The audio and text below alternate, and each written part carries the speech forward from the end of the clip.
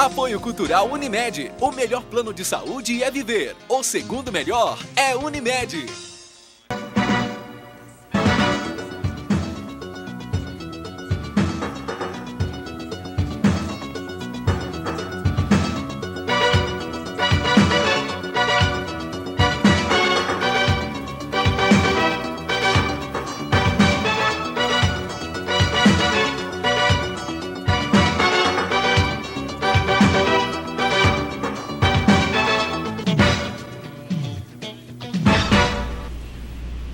Olá, Ponto de Vista da Medicina está começando. E uma notícia alvissareira, mas daqui a uns 15 anos mais ou menos, não é para agora. A utilização de ultrassom no tratamento de doença de Alzheimer. Mas experiências feitas em ratos, precisa deixar claro que isso demora para ter algum resultado na clínica, se tiver. Aplicação de ultrassom em ratos nos quais se provocou a doença de Alzheimer, comparada com o grupo que não tinha Alzheimer, houve uma melhora no depósito de amiloide. O amiloide é o que causa a doença de Alzheimer, em decorrência de produtos de oxirredução dos neurônios. E isso é para 15 anos. Se der certo, medicina, todo dia tem uma notícia. Não pode se levar a sério porque precisa passar pelo crivo da experimentação a longo prazo e em seres humanos. Porque fazer ultrassom, achar que fazer ultrassom na cabeça que vai melhorar, isso não é para agora não. 10, 15 anos se for verdade. Segundo, em relação ainda ao Alzheimer, notou-se que pacientes com gota úrica, porque tem gota cálcica, esses indivíduos que têm gota, 26% deles não tinham a doença de Alzheimer. Quer dizer, o ácido úrico, ele protege contra o depósito de amiloide também no cérebro. Ele é um estimulante do metabolismo cerebral. E tanto isso é verdade, que os grandes personagens da história da humanidade tiveram gota. Mas o assunto hoje aqui é neurocirurgia. E está comigo aqui o Dr. Wilson Adriano Abrão Borges, que é neurocirurgião do Hospital das Clínicas da UFTM. Bom dia, Wilson. Bom dia, Dr. Hamid. É um prazer estar aqui. Ô Wilson, essa notícia aí, que os jornais apregoam, até foi no New York Times, e foi reproduzido ontem pelo aquele Em Pauta da TV Globo. Essas notícias aí levam anos para isso acontecer. E você tem um exemplo disso na neurocirurgia? Toda hora a gente tem, né, Dr. Hamid, esse tipo de notícia na imprensa leiga. O pessoal que não acompanha rotineiramente o desenvolvimento da ciência acaba aparecendo com novidades que nem sempre são tão novas assim. São coisas, às vezes, que a gente já até vive no dia a dia. E outras situações em que coisas que só começaram e lá na frente não sabe se vai dar certo, são vendidas às vezes como tratamentos miraculosos. Por exemplo, na nossa seara da coluna vertebral, hoje se vende aí um tratamento com radiofrequência, que é um tratamento que já existe há algum tempo, que na realidade não cura absolutamente nada, apenas ameniza sofrimento, e a coisa é vendida como se fosse um tratamento curativo para hernia de disco. O senhor, na clínica do senhor, com certeza já vivenciou essa situação, não é? Ô Wilson, foi até bom você falar nisso, porque é preciso que o pessoal saiba que existem 200 causas de doenças na coluna vertebral. E não apenas hernia de disco, artrose. Às vezes o indivíduo tem até um linfoma, que é um tipo de câncer, ele tem um quadro semelhante, se não até o mesmo, que as compressões radiculares decorrentes de hernia de disco. E radiofrequência, está comprovado cientificamente que com o tempo aquela dor volta. E tem outro perigo, conforme a intensidade da radiofrequência pode lesar o nervo. Claro, né? É preciso respeitar os preceitos técnicos do tratamento. E discutir muito claramente com o paciente quais são os benefícios esperados, qual é a durabilidade desse benefício. Precisa ser honesto intelectualmente com o paciente, né, Dr. Hamid? Ô Wilson, por falar em coluna vertebral, nesses traumas de coluna cervical principalmente, quando é que há necessidade real de fazer cirurgia? Porque às vezes o exame de imagem mostra lá que existe alguma coisa e muitas vezes se atua ali sem necessidade. Quando na realidade o neurocirurgião tem que intervir. O trauma ele é um pouco menos controverso até do que as doenças degenerativas, né? As doenças que atacam a longo prazo a coluna, vamos dizer assim, para o nosso público entender. No trauma, quando você tem uma deformidade muito grande, quando você tem a perda da relação normal entre as estruturas da coluna, existe um escorregamento de uma vértebra, e isso provoca o risco de compressão do tecido nervoso que está dentro da coluna vertebral, a gente tem a possibilidade da indicação de cirurgia. Nós sabemos que a longo prazo não há necessidade de operar nenhuma fratura, que elas vão se consolidar sozinhas. No caso específico do traumatismo raquimedular, o que a gente tenta é preservar a nobreza do tecido nervoso. Então são situações específicas, existem classificações para que a gente possa identificar quais são as fraturas que precisam ser operadas e quais não precisam ser operadas. O objetivo principal da cirurgia na fratura da coluna vertebral é poder mobilizar o paciente, é dar mais liberdade de movimentos, poder começar uma reabilitação. A cirurgia não tem o objetivo de corrigir o defeito neurológico se ele já aconteceu. Então as indicações elas são precisas e têm que ser muito bem pensadas, pensando sempre no futuro do paciente. Eu acho que é importante isso que você falou. Problema neurológico. É preciso que o paciente tenha sintomas e sinais de compressão. E não simplesmente porque na imagem deu ter uma subluxação aqui, né? Às vezes nem chegou a comprimir nervo nenhum, devia ter uma dor. Então essa intervenção no tecido nobre que é o sistema nervoso é muito perigosa. Wilson, ainda vamos passar aqui um pouquinho para cima agora. E o traumatismo crânioencefálico é um desafio para o neurocirurgião? A gente atua, né, no traumatismo crânioencefálico já depois de um dano estrutural ao sistema nervoso, depois de uma lesão neurológica já importante, muitas vezes muito grave. Então muitas vezes o tratamento cirúrgico ele tem o objetivo de impedir danos secundários. Porque o dano estabelecido no momento do trauma, muitas vezes ele já é irreparável. Então são situações graves, são situações dramáticas, são situações de risco iminente de vida na maioria das vezes. É realmente um grande desafio a neurocirurgia do trauma, sem dúvida nenhuma. Bom, a primeira lesão tecidual, a primeira alteração anatopatológica seria o hematoma, que é uma coleção de sangue. Quando que deve intervir? Tem um hiato que se espera para ver se aquilo progrida ou não? Depende do volume, em primeiro lugar, do hematoma, com a quantidade de sangue que existe dentro da cavidade craniana. Se nós imaginarmos que o crânio, na realidade, é uma caixa fechada, tudo aquilo que crescer ali dentro vai causar um aumento muito grande de pressão intracraniana e isso normalmente leva o paciente ao coma e depois à morte. Então, o volume do hematoma é o primeiro item que a gente analisa nesses critérios. O segundo critério é qual o efeito que esse hematoma exerce comprimindo o tecido nervoso. Qual é o deslocamento do tecido nervoso ocasionado por esse hematoma.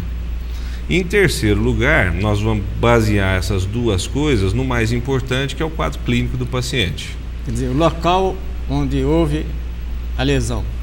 Porque qual assim, o local assim, mais prevalente, o que você tem visto na parietal, qual é o local? A lesão mais comum que a gente tem é a contusão cerebral, que são lesões do próprio tecido cerebral, porque o cérebro ele fica solto dentro do crânio e ele promove movimentos quando há um trauma de crânio lá dentro. Isso faz com que o tecido cerebral raspe as bordas ósseas intracranianas. Então nós temos principalmente lesões nos lobos frontais e nos lobos temporais. Essas são as mais frequentes. Agora, hematomas maiores, hematomas que necessitam de cirurgia, o mais comum são os hematomas extradurais. São hematomas que estão entre o osso do crânio e uma meninge que protege o tecido cerebral, que é uma camada de tecido que envolve todo o cérebro.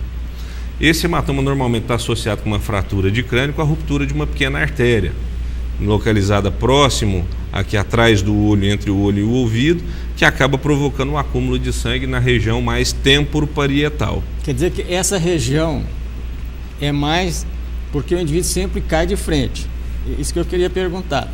As occipitais, elas ocorrem também? É que na realidade nós temos dois tipos de lesão no cérebro, né? A lesão no local do trauma, são as chamadas lesões de golpe, onde ocorre o golpe no crânio, e as lesões de contragolpe, que são as lesões diametralmente opostas. Então o sujeito bate a testa e vai ter uma lesão occipital, ou bate o occipital e vai ter uma lesão na testa, na região frontal do cérebro. Por quê? Justamente pelo fato do cérebro ser solto dentro do crânio e ele ter uma consistência gelatinosa. Consequentemente, ao se balançar dentro da caixa craniana, ele se choca contra as estruturas ósseas. Então nós temos lesões de um ponto chamado lesões de golpe e lesões do ponto diametralmente oposto, são as lesões de contragolpe. E alterações neurológicas podem ocorrer, às vezes silenciosas, depois de um certo tempo. Quer dizer que a observação tem que fazer um acompanhamento. Especialmente pacientes mais idosos, eles são propensos a desenvolver sintomatologia, desenvolver sinais de lesões intracranianas, às vezes até 30 ou até 60 dias após um trauma. Nos pacientes mais jovens, isso é menos comum, mas nas primeiras 48 a 72 horas de um trauma grave, a gente sempre fica muito preocupado, porque pode desenvolver hematomas tardios, pode desenvolver lesões secundárias com inchaço do cérebro, edema cerebral. Nós já tivemos casos de edema cerebral até 15 dias depois de um trauma significativo. E isso na criança, uma pessoa mais jovem, é muito raro, porque o osso ele é chamado galo, né? Por que chama galo isso? O que tem a ver com galo? Nós temos uma camadinha, né, de tecido entre a pele e o crânio chamada galha aponeurótica. E quando se faz o hematoma abaixo dessa camada chamada galha, acabou se ficando com o nome de galo. Pois é, mas essa galha aí, que existe alguma etimologia para aí? Por que chama galha? Será que tem alguma relação com alguma região lá da Grécia? Aí eu já não sei dizer, viu, doutor Ramiro? Sinceramente não sei por que chama galha. Então o galo vem de galha. O doutor diz que a aponeurose é uma membrana que encobre o cérebro e ela é elástica, né, Wilson? Ela tem não é dura igual o osso. Não, essa é bem flexível. Às vezes o galo cresce muito, fica feio, grande, mas esse é o que menos preocupa a gente, porque ele já, na verdade, está externo ao crânio, ele já está de fora do osso. O problema é quando as coisas acontecem do osso para dentro. Você deu um detalhe aqui importante, que o indivíduo pode ter uma queda, ter o chamado galo ou hematoma e não sentir nada. Aí depois de 15 dias, o que é que alerta o indivíduo para procurar ajuda médica? Nós temos situações, por exemplo, numa doença chamada hematoma subdural crônico, em que 1/3 dos pacientes não se lembram de qual foi o trauma que eles tiveram. Tão banal foi aquela pancadinha. Às vezes vai sair do automóvel, bate no teto do automóvel, baixa para pegar um objeto no chão e dá uma pancadinha na borda da mesa. Depois de 15 dias, 20 dias começa. Normalmente dor de cabeça, não aquela dor que o sujeito já está acostumado a ter a vida toda. Surgiu uma dor nova.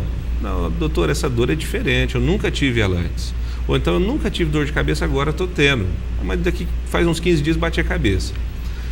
Tonturas, também da mesma maneira, não, aquela tontura, o sujeito tem labirintite crônica, como se diz na linguagem popular, ele vai ter tonturas mesmo, mas o sujeito nunca teve, começa a ter formigamentos, especialmente quando esse formigamento pega só uma metade do corpo, ou o lado direito ou o lado esquerdo, perda de coordenação motora, começa a segurar a xícara e a xícara começa a cair da mão, começa a não ter agilidade para fazer as coisas habituais, não consegue escrever, não consegue escrever, Então isso são sinais de que está perdendo força ou coordenação motora, principalmente de um dos lados do corpo.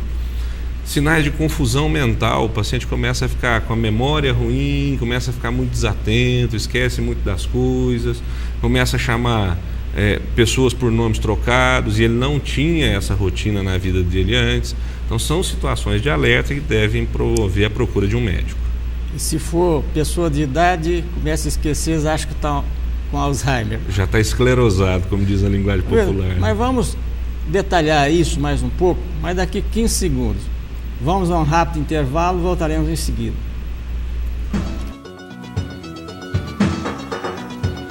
Cuidar de cada detalhe, esse é o plano. Transformar um sonho distante em seu próximo destino, esse é o plano. Cuidar hoje do amanhã, esse é o plano. Envelhecer sem ficar velho, esse é o plano. Conseguir almoçar em casa, esse é o plano. A Unimed sabe que seus planos são importantes para a sua vida e se cuidar é a maneira de você realizar cada um deles. Cuidar de você, esse é o plano Unimed. Pera, gente. Carlos, essa aqui é a Laura. Ela quer te conhecer. Oi, Carlos. Oi, Laura.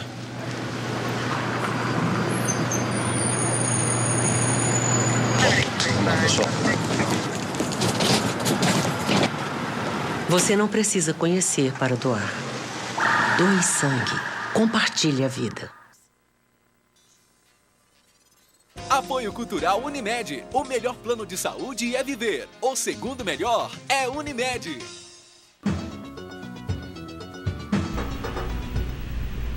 Estou conversando hoje com o Dr. Wilson Adriano Abrão, que é neurocirurgião do Hospital das Clínicas da UFTM.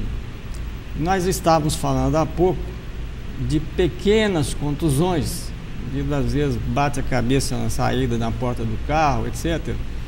E é um problema sério isso aí, porque o indivíduo nunca acha que isso pode levar no futuro a uma alteração neurológica.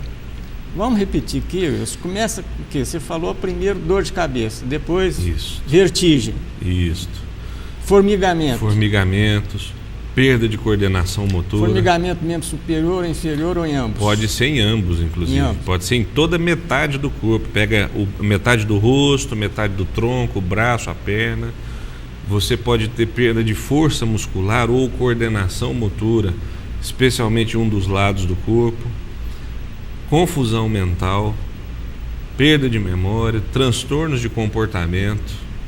Então, um paciente que apresente esses sintomas até 30 ou 60 dias após um trauma, mesmo que seja um trauma banal, ele tem que procurar um médico, porque tem que ser feita uma investigação mais profunda.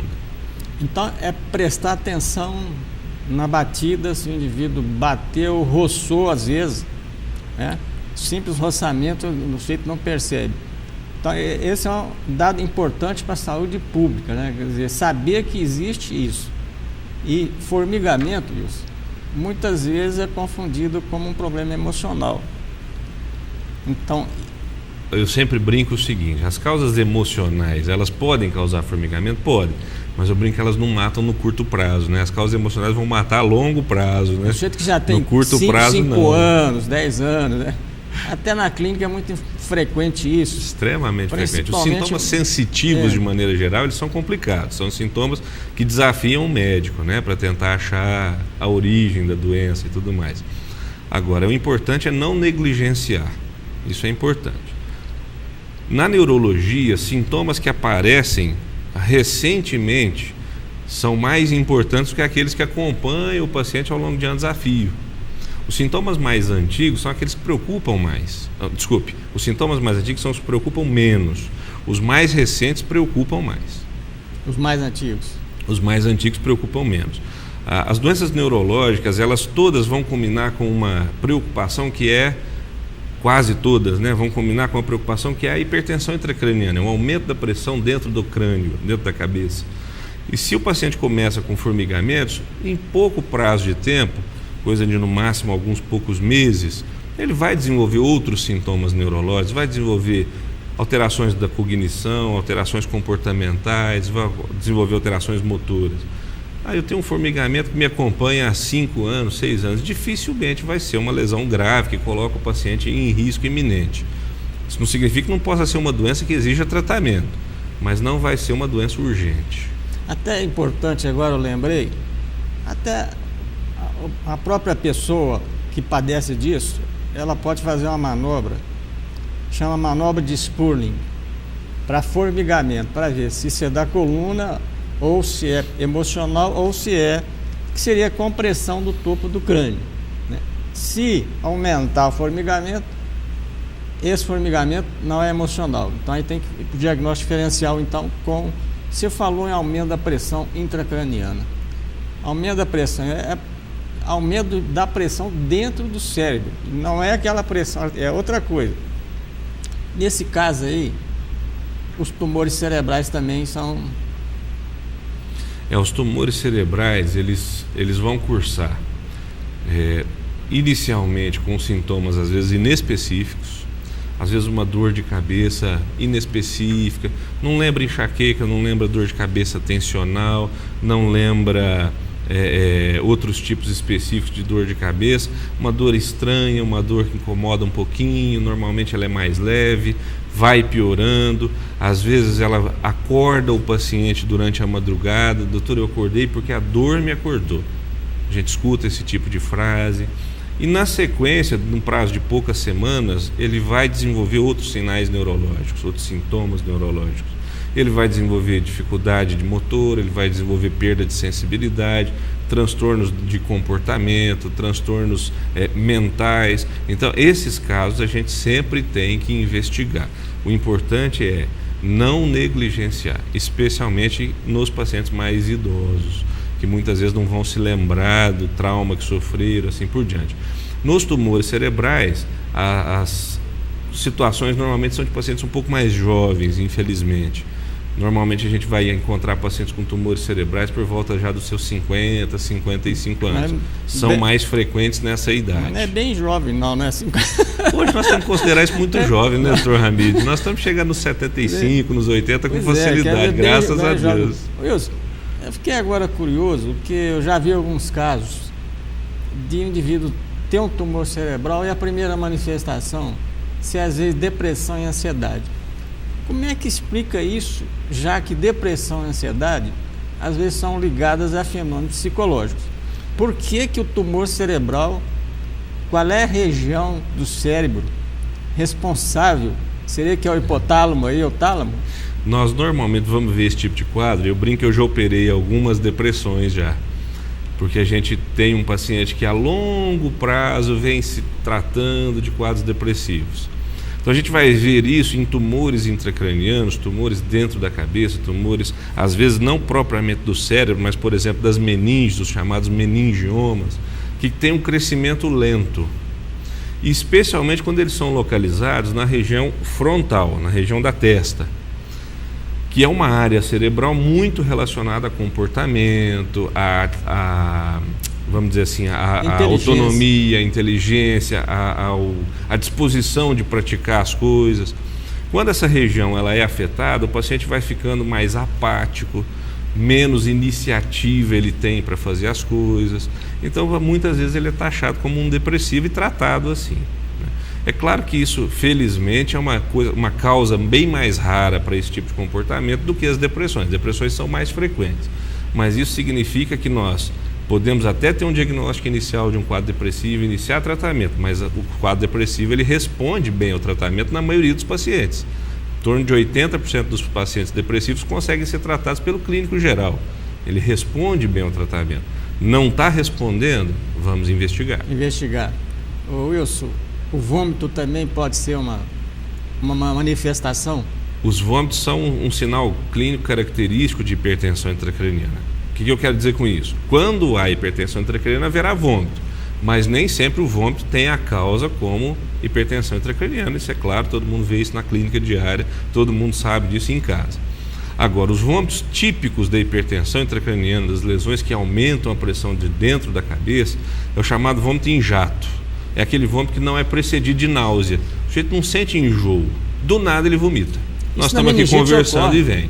Então, todas as lesões do sistema nervoso especialmente aquelas que aumentam a pressão intracraniana, vão cursar com o vômito, e o vômito tipo chamado vômito em jato.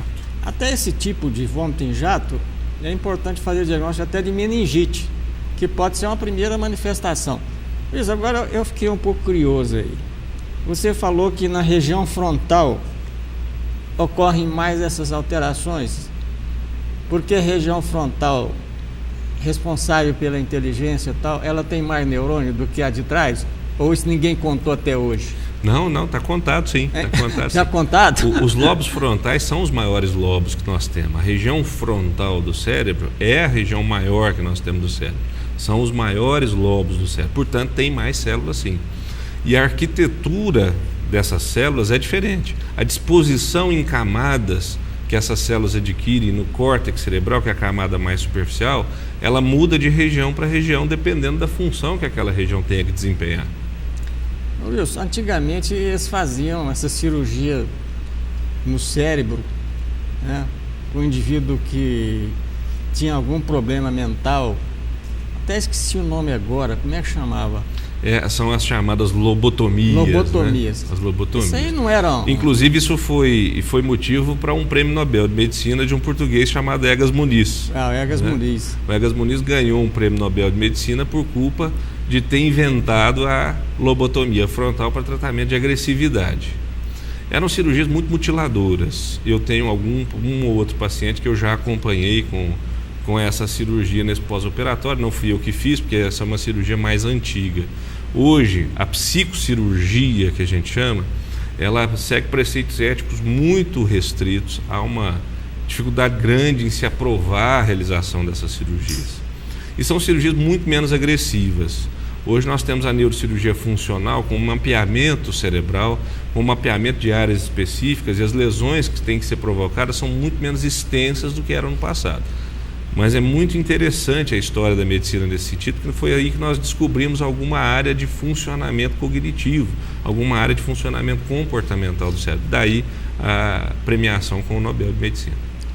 Merecido, porque português, né? Quer dizer, muito parente do brasileiro, se não o próprio, né? E a outra contribuição, por incrível que pareça, né? Ele ganhou o Nobel de Medicina com a lobotomia frontal, mas a contribuição dele, que até hoje é feita exatamente como ele fazia, é a arteriografia cerebral. O exame que desenha as artérias do cérebro até hoje é feito, é uma invenção de Egas Muniz também. Wilson, falando em arteriografia cerebral, quais são as indicações reais de arteriografia cerebral? A arteriografia cerebral é um exame invasivo, é um exame que tem riscos. É 1% de risco, mas quando as complicações ocorrem, normalmente são complicações graves. E depende do motorista também. Claro, qualquer procedimento invasivo tem uma que a gente chama de curva de aprendizado do médico, né? Quanto mais experiente, menor o risco de complicações na mão daquele médico. Peraí, quanto menos experiente? Quanto mais experiente o médico, se eu falei errado, desculpe. Quanto mais experiente, menor o risco de complicações. Claro. Quem está começando tem mais risco de complicação. A arteriografia cerebral, ela é obrigatória quando existe um tipo específico de hemorragia dentro da cabeça, chamada hemorragia subaracnoide, que é uma hemorragia que envolve o cérebro, que desenha as circunvoluções, as dobras cerebrais. Essa doença é uma doença muito grave, cuja principal causa é o aneurisma cerebral. Então a arteriografia é o exame de eleição para diagnóstico das doenças das artérias, uma delas o aneurisma cerebral. Tem gente que às vezes bate no consultório: doutor, eu tive várias pessoas que morreram de aneurisma na família, tem que fazer arteriografia? Não, vamos com calma. Nós temos exames menos invasivos de triagem, por exemplo, a angiorressonância magnética, a angiotomografia. Caso esses exames acusem alguma coisa, nós podemos matar essa dúvida com a arteriografia. Em relação ao motorista, experiente ou não experiente, que você falou, quanto maior, lembrei do Aristóteles, o grego, 1000 anos antes de Cristo, eu já sabia disso. Ele falava: nós somos o que repetidamente fazemos. Quer dizer, quanto mais repetição. Agora, isso é um perigo, hein? Quer dizer que o recém-formado aí, como é que faz, hein? Ninguém vai operar com ele. Olha, eu conheço muito recém-formado melhor do que muita gente muito experiente. Não é por aí. Existe o talento natural, etc. Agora, não estou tudo fazendo na uma vida, crítica, claro, não. entendo perfeitamente.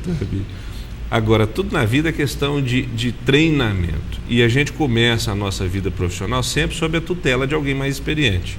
A medicina é uma profissão extremamente tradicional nesse sentido. Há a necessidade de se respeitar a experiência de todos. Há a necessidade de beber da fonte da experiência que o médico mais velho, de carreira mais antigo na profissão tem para nos dar. E tem outra coisa, Wilson. Aprender corretamente. Não adianta ter uma experiência incorreta. Então tem que procurar o preceptor. Você acaba repetindo lá na frente tudo aquilo que você aprendeu durante a sua formação. Aprendeu errado, vai continuar fazendo errado. Nós da Neuro temos uma ideia bem forte disso, porque nós conhecemos um pouquinho de mecanismo disso. É como andar de bicicleta. Quando você vai aprender a andar de bicicleta, tudo é difícil. Depois, aquilo você não pensa mais para fazer, é automático. E tudo que é procedimento em medicina é a mesma coisa. No começo a gente sofre, a gente tem que ficar raciocinando o que vai fazer. Depois aquilo vira um ato repetitivo, já mecânico, e aí o cérebro fica livre para pensar até nas consequências. Mas quando a gente está aprendendo, você tem que pensar na técnica, na posição correta da mão, assim por diante. Isso depois vira rotina. Aliás, o cirurgião, neurocirurgião, ele é um artesão. Quer dizer, não é só cortar o que é mole, serrar o que é duro e amarrar o que espirra. Que era a definição antiga, né, de cirurgia. Não é só amarrar, cortar e costurar. Hoje a neurocirurgia, ela caminhou inclusive para a microcirurgia, né? Hoje nós trabalhamos com um microscópio cirúrgico que aumenta várias vezes a imagem para a gente poder enxergar o que está fazendo.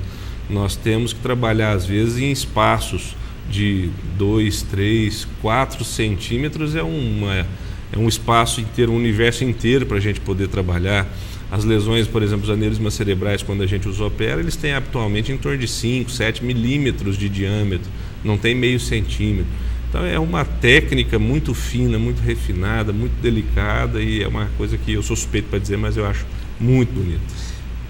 Você falou em meningioma, eu lembrei agora, fazendo uma ilação com o que você falou dos sintomas de meningioma cerebral. Na coluna vertebral, a primeira manifestação de meningioma pode ser uma bambeza, aspas, nas pernas. Tem outro sintoma? Além da bambeza? Sim, a dor, né? A dor normalmente ela vai progredindo, né? A dor incomoda muito. Fora isso, perda de controle dos esfíncteres, né? Tanto o urinário quanto o fecal. Começa a ter ou dificuldade excessiva para esvaziar a bexiga, para evacuar, ou começa a vazar. Mas isso na fase posterior. Porque na fase inicial é dor, porque é um diagnóstico diferencial daquelas 200 causas de dor na coluna que eu falei. E o indivíduo aí não adianta fazer nada. Não há o que melhore a dor dele. Aí tem que fazer o diagnóstico. Feito o diagnóstico, o tratamento do meningioma é sempre cirúrgico, né? E cura. A cirurgia é curativa. Essa cirurgia é curativa. É um tumor benigno, não é um tumor maligno, ele não vai se espalhar pelo corpo, ele é localizado, e o problema dele é a compressão da medula espinhal. Então a cirurgia resolve o problema. E você falou em aneurisma cerebral, tem jeito de fazer diagnóstico pela ressonância, angiorressonância. No caso da angiorressonância, precisa injetar contraste. Ou nem sempre? Não. A angiorressonância não usa contraste. A angiotomografia usa. Angiotomografia. Por isso que a angiorressonância talvez não seja o exame mais adequado e o que vai realmente pegar no futuro. A angiotomografia, em que a gente usa o contraste, talvez seja o exame que no futuro vai substituir a arteriografia. A vantagem da ressonância é justamente não ter que usar o contraste. Então, por exemplo, você tem um paciente que tem insuficiência renal, ele não pode usar o contraste porque pioraria a função do rim dele. Bom, aí a angiorressonância torna-se extremamente útil. Pois é, mas você disse um negócio aqui muito importante, o valor preditivo. O valor preditivo, então, da ressonância em relação à tomografia cerebral, a tomografia ganha. Especificamente no caso da angiorressonância, da angio, que são exames que veem as artérias cerebrais, para o diagnóstico do aneurisma cerebral, não tem dúvida, a angiotomografia ela tem menos falso positivo e menos falso negativo, então ela tem um valor preditivo melhor. Vamos explicar. Falso positivo é aquele que dá positivo, mas é falso, não tem. E tem o falso negativo, que é mais importante.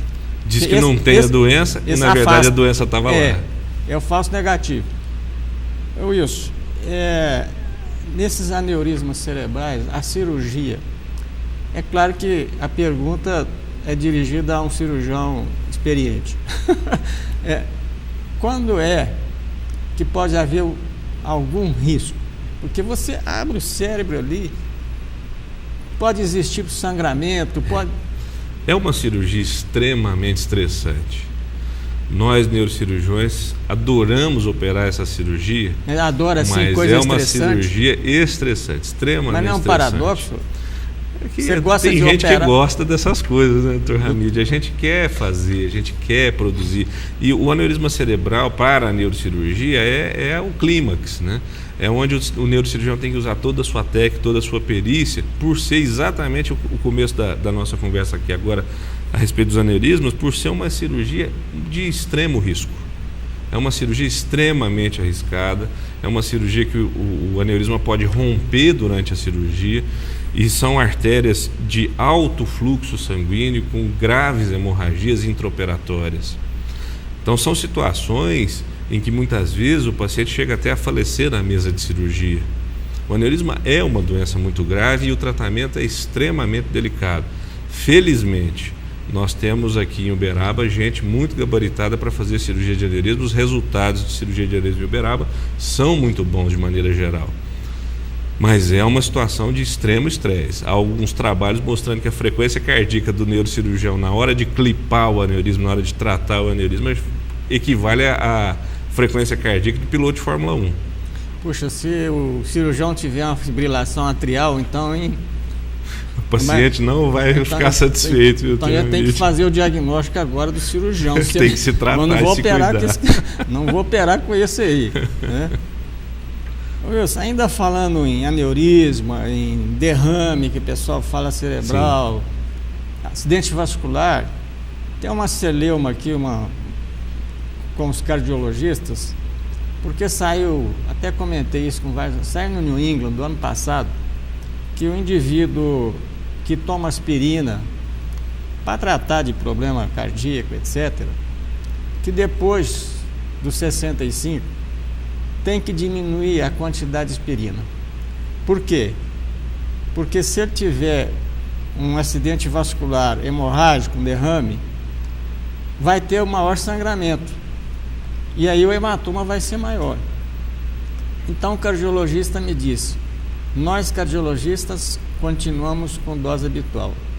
O neurocirurgião, o neurologista acha que tem que diminuir a dose. Onde é que você está?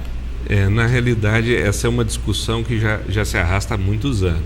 Qual é a dose adequada do uso da aspirina, do AS, do ácido acetil salicílico? E a verdade é que a ciência ainda não conseguiu chegar a um consenso. Não, mas pela lógica... Nós temos aí acelerador e freio, né, que nós precisamos saber dosar. E esse equilíbrio ainda não está completamente definido. Pela frequência, as isquemias, que são os entupimentos das artérias causando o derrame isquêmico do cérebro, são extremamente mais frequentes do que as hemorragias espontâneas. Isquêmica, aqui vamos explicar, é trombose. Que é quando entope a veia, entope a artéria, melhor dizendo. Então o sangue não passa, aquela região cerebral não vai ser irrigada, ela morre. Ela é muito mais frequente que a hemorragia, que é quando o vaso arrebenta e o sangramento ocorre no tecido cerebral. Então existe uma tendência na neurologia a manter a dose ainda, mas nós neurocirurgiões adoramos quando o paciente não está usando o AS e é que a gente tem que intervir, porque o AS depois de 2 semanas é que ele vai deixar de atuar, de 1 a 2 semanas que ele vai deixar de agir. Dias. Então para nós, quando não está usando, a gente sabe que a cirurgia é menos estressante, que a gente não vai ter sangramento intraoperatório importante. Mas em termos de frequência, talvez a manutenção da dose vá se firmar com o tempo, mas ainda não está definido, não. Existe isso que saiu no New England, lá se pede que façam novas pesquisas, mas pela lógica, o indivíduo não vai adivinhar se vai ter um acidente hemorrágico ou se vai ter trombose. Quer dizer, ele corre o risco, o problema é o fator de risco. O risco dele é muito maior. É bom para a gente esclarecer a população que não há nada em medicina que seja inócuo. Nós sempre temos os efeitos positivos e os efeitos negativos dos tratamentos, sejam eles medicamentosos, físicos ou cirúrgicos, né? É importante que o pessoal entenda isso. Não há garantia de nada, né, em medicina. Mas existe uma ilação aí. Se o indivíduo tomar, por exemplo, 4 por semana em vez de 7, esse efeito antitrombótico ele fica 15 dias. Quer dizer que ele não está aumentando o risco de trombose, né? Sempre a medicina usa-se um medicamento numa coisa, depois vem um outro benefício. Sabe como é que foi essa história aí, ó? Não, Ramiro, como que foi? A história foi o seguinte: usava-se aspirina, né, para tratar de dor, em dose às vezes até alta, né? E esses indivíduos que tomavam aspirina tinham uma prevalência, uma incidência menor de efeitos trombóticos. Aí passou-se a usar aspirina para evitar isso. A medicina tem muitas dessas histórias, né? Todas as especialidades vão ter uma história dessa para contar. Tem a história, história de coisa que se usava para por exemplo, no caso da úlcera, né? Antigamente, se tinha uma úlcera, cirurgia, né? Aí descobriram que aquilo lá era para uma bactéria. Tratava-se com antibiótico, então, o que é o pessoal? Não, vamos tirar isso aqui. Gastrectomia, eu lembro desse nome, que é muito frequente. Então, a medicina, como a Fran Peixoto falou, ciência das verdades transitórias. Só que o AIS não sabemos se vai ser transitório nisso. Exato. Ô Wilson, ainda nessa área da neurocirurgia, fugindo um pouco dos aneurismas, né, vamos para uma parte mais leve, as neuralgias de trigêmeo. Você opera ou não? Essa é uma doença que realmente traz muito sofrimento ao paciente. Na ocasião, nós lemos um artigo de um neurocirurgião americano em que ele orientava a nós neurocirurgiões tentarmos convencer sempre o paciente a não se operar de neuralgia de trigêmeo. Porque, em outras palavras, ele dizia o seguinte: é uma doença benigna que não vai causar nenhum risco para o paciente. Apesar de causar muito sofrimento, que é uma dor realmente lancinante, ela não traz risco de vida ao paciente nem de sequelas. Então a cirurgia ela tem que estar muito bem indicada, mas muito bem indicada. Tem que ser muito conversado com o paciente quais são os riscos e os benefícios desse procedimento para que ele realmente esteja embasado na sua decisão. Existem procedimentos mais ou menos agressivos para tratamento da neuralgia do trigêmeo, mas a imensa maioria dos pacientes responde bem ao tratamento medicamentoso. Nós podemos fazer um tratamento paliativo da dor com a radiofrequência que nós começamos a conversar lá atrás, no começo do programa. Mas aí funciona? Ou com um balãozinho. Através do rosto, você introduz uma agulha que vai até o gânglio do nervo trigêmeo, que é o nervo que dá a sensibilidade do rosto. E você provoca uma lesão nesse gânglio. Ali. Você causa uma destruição de algumas fibras desse nervo, seja por radiofrequência, seja por compressão. E esse tratamento, ele é um tratamento transitório. Ele vai melhorar, às vezes não consegue fazer o paciente parar de usar a medicação, ele diminui a dosagem de medicação, mas é um tratamento transitório. A dor vai voltar no futuro, por isso mais usado em idosos. E você utiliza carbamazepina? Ainda é uma droga de primeira escolha. Hoje nós temos um derivado dela, que é a oxcarbazepina, que é melhor porque tem menos efeitos colaterais, mas é a droga de primeira escolha. Quer dizer que a cirurgia para neuralgia de trigêmeo é a última escolha? Sem dúvida Agora, nenhuma. e quando há canal, estreitamento do canal, quer dizer, quando aquele buraco onde passa o nervo, que é um buraco ósseo, aí tem indicação de cirurgia, mas você vai me responder daqui 15 segundos. Vamos ao intervalo e voltaremos em seguida.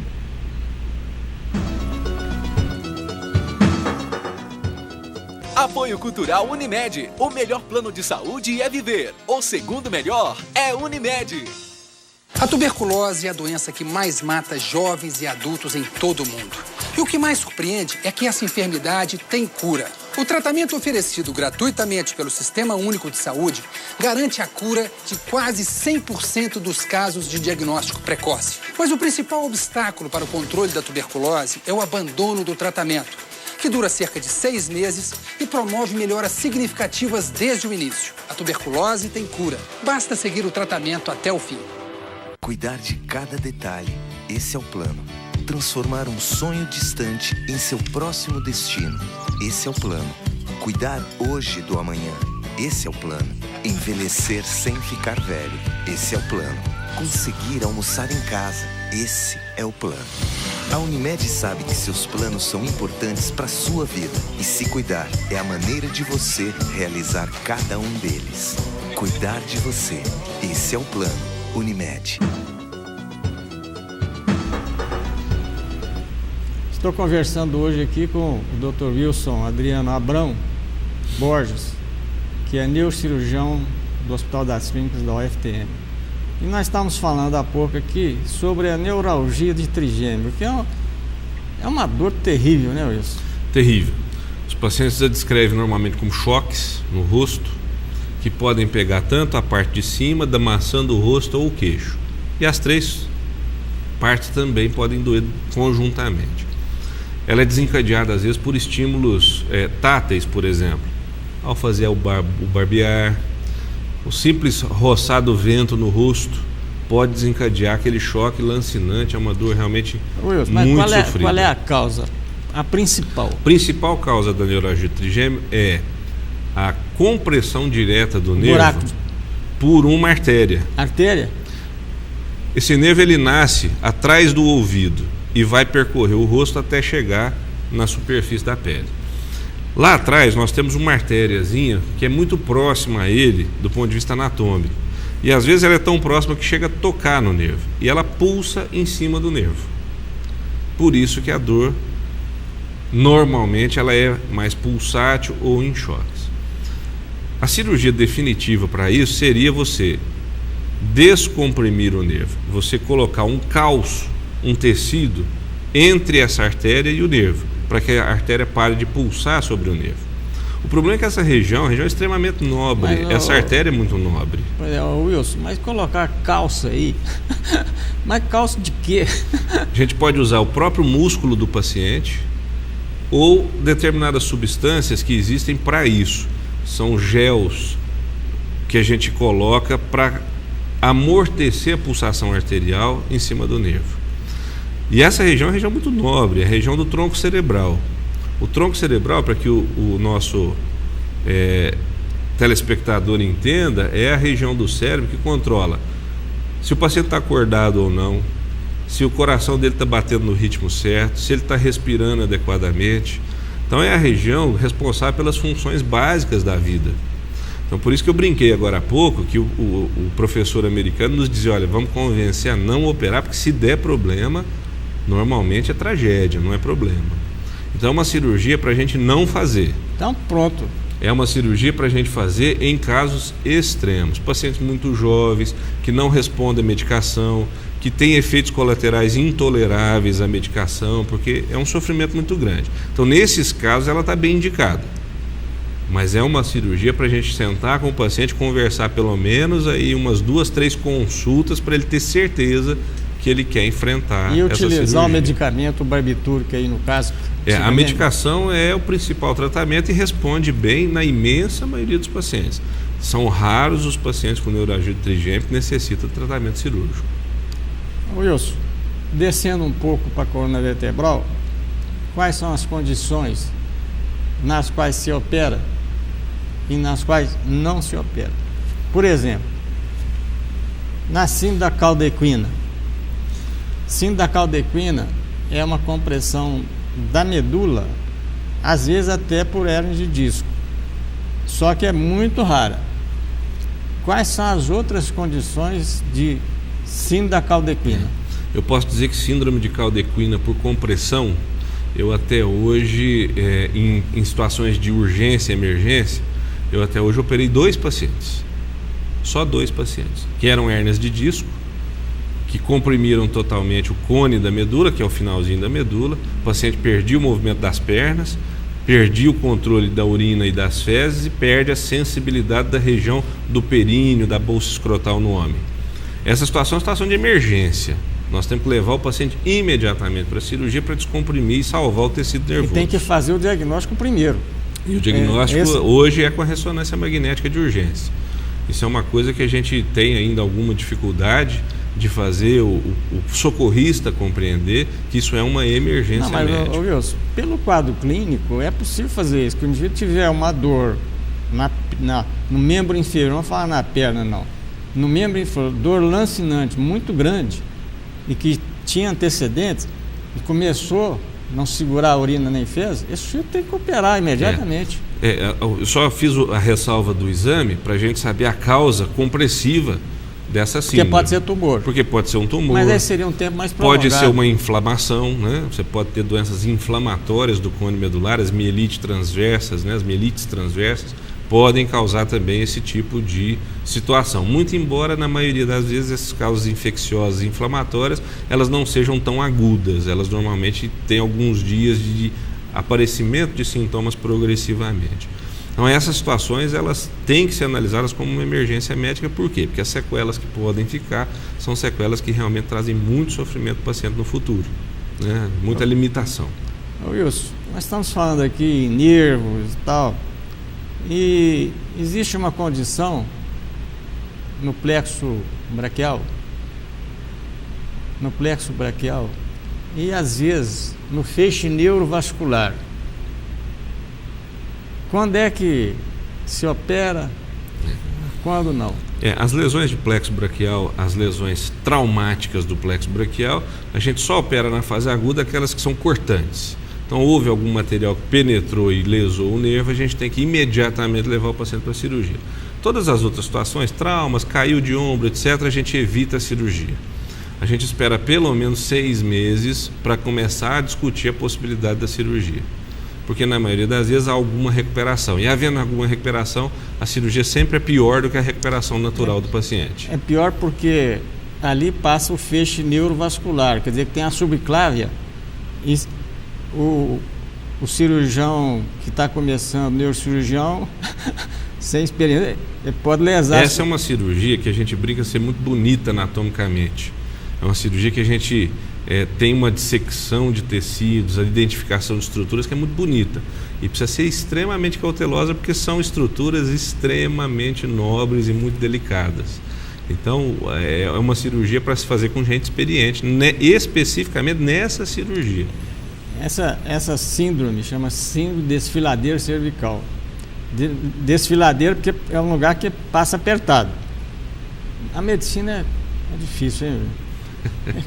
Complicada, né, a medicina, né? Não é fácil, não é fácil, mas é muito gratificante, né, doutor? Wilson, tem um conflito aí, conflito não é guerra pessoal, não. Esses tumores retroorbitários, quer dizer, esses que ficam atrás da órbita, quem que deve operá-los?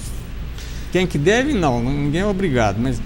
Inicialmente pensarias que seria o oftalmologista, né? Mas eles próprios não têm muita vontade de fazer essa cirurgia por ser uma área em que eles não têm treinamento rotineiro na formação deles. Nós neurocirurgiões temos a nossa vivência nessa região, então normalmente quem acaba operando esses tumores são os neurocirurgiões.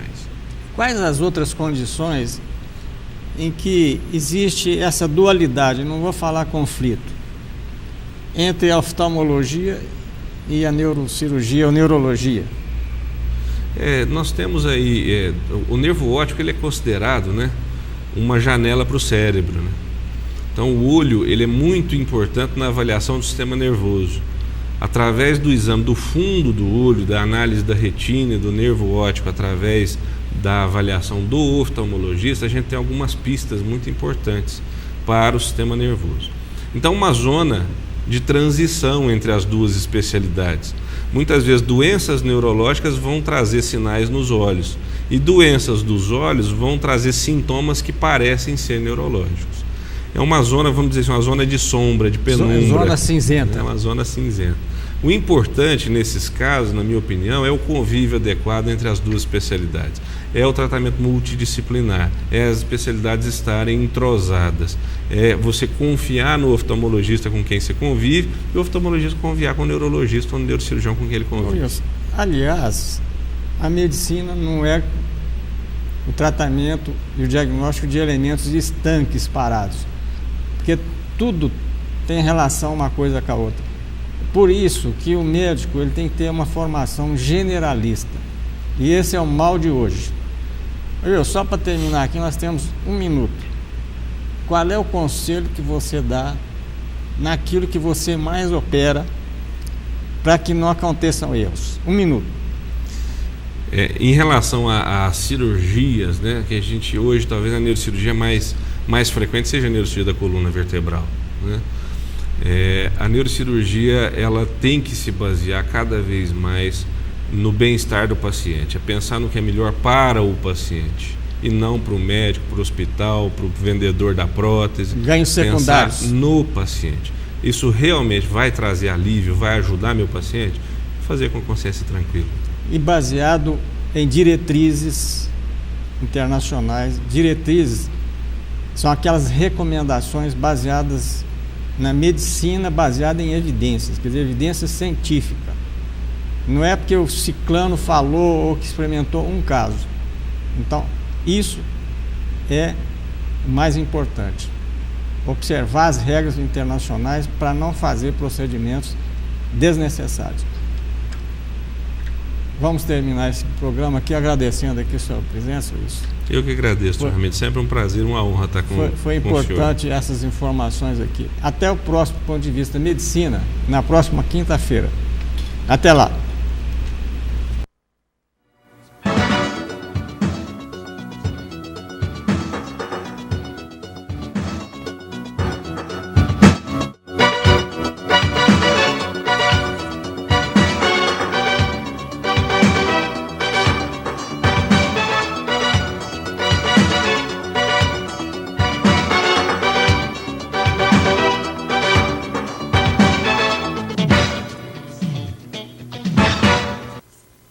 Apoio Cultural Unimed. O melhor plano de saúde é viver. O segundo melhor é Unimed.